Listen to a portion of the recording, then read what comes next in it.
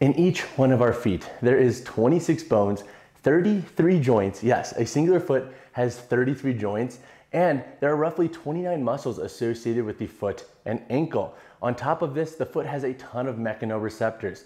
These are receptors that help us sense the world around us, and more specifically, below us. The foot has almost as many receptors as the hands and lips. So that all being said, the foot is incredibly complex. And I think at times when we talk about the footwear we're wearing, we speak very definitively, often ignoring how complex the foot is and how individual the foot is, especially when it comes to different athletes' backgrounds, training goals, and just overall anatomy. And so today I want to talk about training shoes and barefoot shoes, because I think when you look around online, there's like this weird, like, you need to be part of this group or this group, that one's dumb, that one, like, anybody who's speaking in definitives or absolutes in the world of fitness and sports performance, in my opinion, is speaking out of ego and not logic.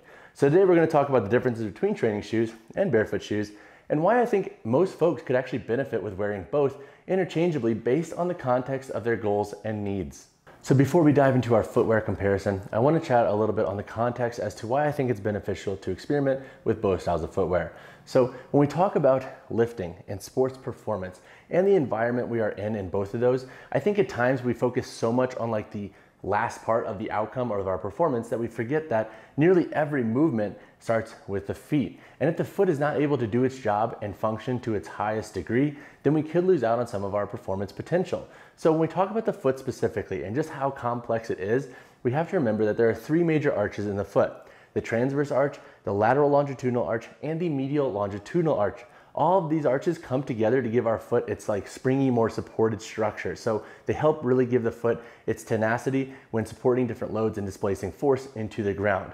If we are constantly wearing training shoes that actually don't put any stress onto these arches, then we can lose out on some of our potential to improve with our arch strength. So that's why a lot of times we'll see in rehab programs, for example, where people are trying to build up their arches, barefoot training and just walking barefoot is often a pretty decent sized part of the protocol, because when we're walking barefoot, we're allowing the toes to actually spread. We're putting the foot into an environment where it's going to be a lot more variable. So wherever you're stepping, the foot's going to have to accommodate for the ground below it. You're not stepping on a thick midsole where you're not really going to be feeling the ground to your highest degree below it.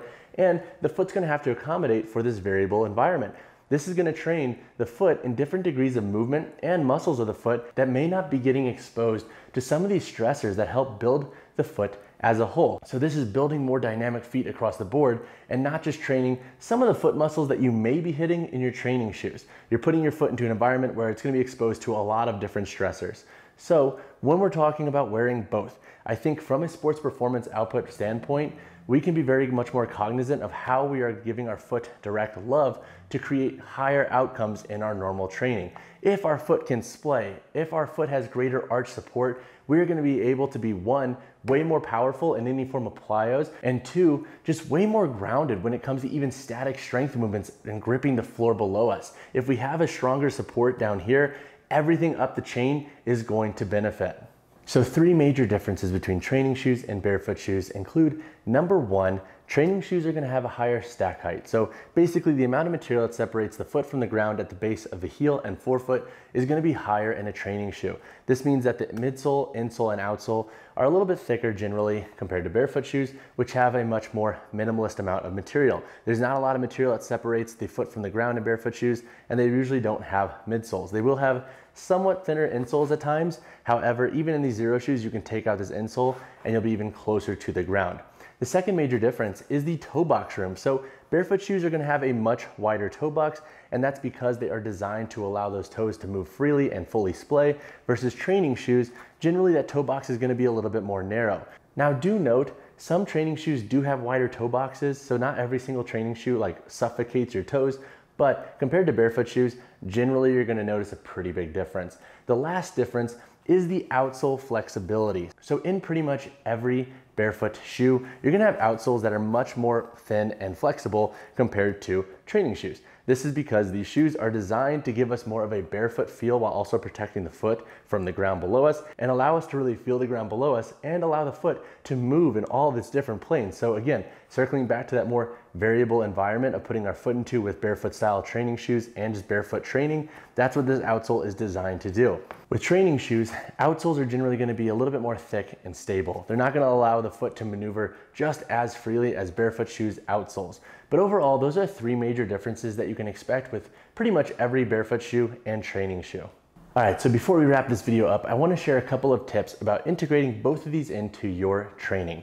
So, number one, if you're wearing training shoes full time right now, don't just go full 180 and dive right into barefoot training and barefoot shoes all of the time. Ease into it. Think about it this way. If we have a foot and all of the musculature that make up that foot and it hasn't been exposed to a lot of stress over a long period of time, what would we tell a beginner who's just getting into back squatting?